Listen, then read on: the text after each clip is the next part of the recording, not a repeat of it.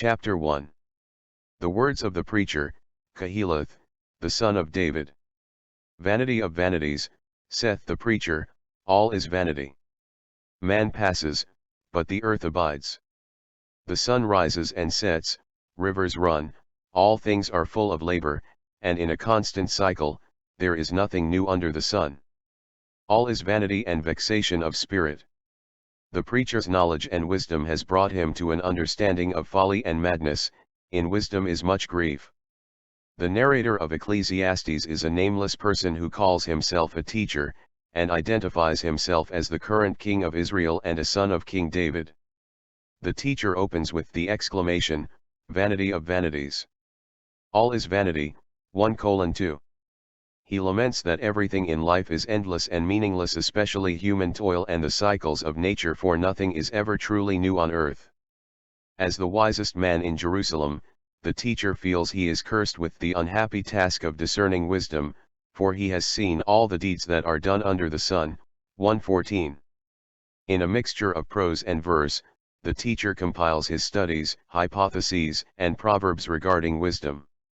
Chapter 2.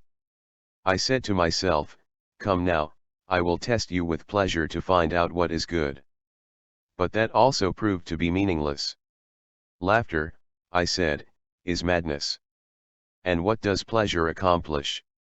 I tried cheering myself with wine, and embracing folly, my mind still guiding me with wisdom. I wanted to see what was good for people to do under the heavens during the few days of their lives. I undertook great projects. I built houses for myself and planted vineyards. I made gardens and parks and planted all kinds of fruit trees in them. I made reservoirs to water groves of flourishing trees. I bought male and female slaves and had other slaves who were born in my house. I also owned more herds and flocks than anyone in Jerusalem before me. I amassed silver and gold for myself, and the treasure of kings and provinces. I acquired male and female singers, and a harem as well, the delights of a man's heart. I became greater by far than anyone in Jerusalem before me. In all this my wisdom stayed with me. I denied myself nothing my eyes desired. I refused my heart no pleasure. My heart took delight in all my labor. And this was the reward for all my toil. Yet when I surveyed all that my hands had done, and what I had toiled to achieve, everything was meaningless, a chasing after the wind. Nothing was gained under the sun. Then I turned my thoughts to consider wisdom, and also madness and folly. What more can the king's successor do than what has already been done? I saw that wisdom is better than folly, just as light is better than darkness. The wise have eyes in their heads, while the fool walks in the darkness. But I came to realize that the same fate overtakes them both. Then I said to myself, the fate of the fool will overtake me also. What then do I gain by being wise? I said to myself, this too is meaningless. 16 For the wise, like the fool, will not be long remembered. The days have already come when both have been forgotten. Like the fool, the wise too must die. Chapter 3. The teacher also surveys the general trends of human activity. He notes that just as there is time for each good thing in life, such as birth or love, there is always a time for its opposite, such as death or hate. It is often hard for mortal humans to understand the difference between wickedness and justice, but God distinguishes between the two. The teacher notes that human labor is marked by competition, envy, and oppression. The teacher praises the virtues of human cooperation, noting the advantages that a team of 2 or 3 individuals has over one person alone. Chapter 4. The teacher discusses various foolish actions, such as gluttony, the love of money, and excessive talking. The teacher provides a series of instructions for avoiding such foolhardiness. Each saying extols negative experiences over positive ones. Mourning, he claims, is better than feasting, and the end of things is better than the beginning. He also encourages people to be neither too righteous nor too wicked, but to remain moderate. Better a poor but wise youth than an old but foolish king who no longer knows how to heed a warning. The youth may have come from prison to the kingship, or he may have been born in poverty within his kingdom. I saw that all who lived and walked under the sun followed the youth, the king's successor. There was no end to all the people who were before them. But those who came later were not pleased with the successor. This too is meaningless, a chasing after the wind. Chapter 5. Fulfill your vow to God. Guard your steps when you go to the house of God.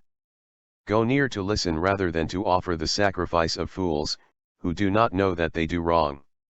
Do not be quick with your mouth. Do not be hasty in your heart to utter anything before God. God is in heaven, and you are on earth. So let your words be few. A dream comes when there are many cares, and many words mark the speech of a fool. When you make a vow to God, do not delay to fulfill it. He has no pleasure in fools. Fulfill your vow. 5. It is better not to make a vow than to make one and not fulfill it. Do not let your mouth lead you into sin. And do not protest to the temple messenger, my vow was a mistake.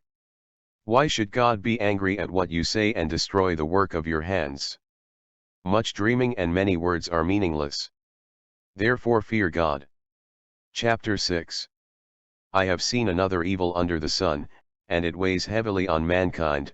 God gives some people wealth, possessions, and honor, so that they lack nothing their hearts desire, but God does not grant them the ability to enjoy them, and strangers enjoy them instead. This is meaningless, a grievous evil. A man may have 100 children and live many years, yet no matter how long he lives, if he cannot enjoy his prosperity and does not receive proper burial, I say that a stillborn child is better off than he. It comes without meaning, it departs in darkness, and in darkness its name is shrouded. Though it never saw the sun or knew anything, it has more rest than does that man even if he lives 1,000 years twice over but fails to enjoy his prosperity. Do not all go to the same place. Everyone's toil is for their mouth. Yet their appetite is never satisfied. What advantage have the wise over fools? What do the poor gain? By knowing how to conduct themselves before others. Better what the eye sees than the roving of the appetite. This too is meaningless. A chasing after the wind. Whatever exists has already been named. And what humanity is has been known. No one can contend with someone who is stronger. The more the words, the less the meaning. And how does that profit anyone? For who knows what is good for a person in life, during the few and meaningless days they pass through like a shadow? Who can tell them what will happen under the sun after they are gone? Chapter 7. Sorrow is wise, and better than laughter. The fool's joy is empty. Oppression is maddening. The end better than the beginning. Do not be hasty in spirit. Former days were better than the present, but wisdom is a defense against such thoughts. The just sometimes perish, and the wicked thrive. Be not overwise, or over-righteous. Wisdom strengthens the wise. Man is liable to sin and mistake. We should guard our words. Wisdom is difficult to obtain. A bad woman is dangerous. There are few who are really upright. Chapter 8. A man's wisdom makes his face shine.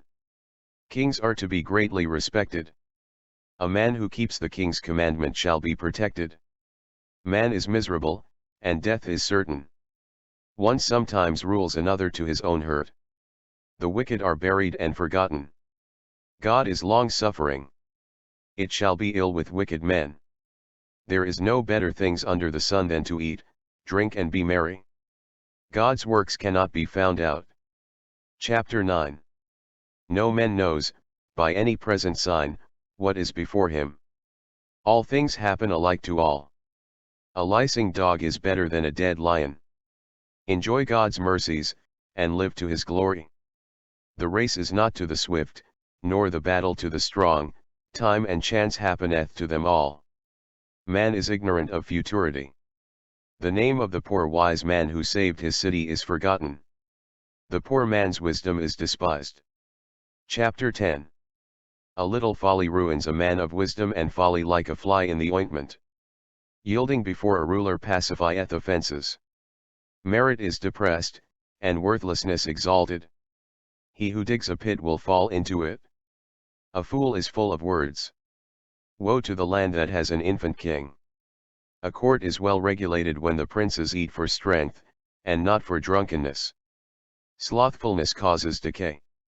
Do not speak evil of the king. Chapter 11. Give alms to all.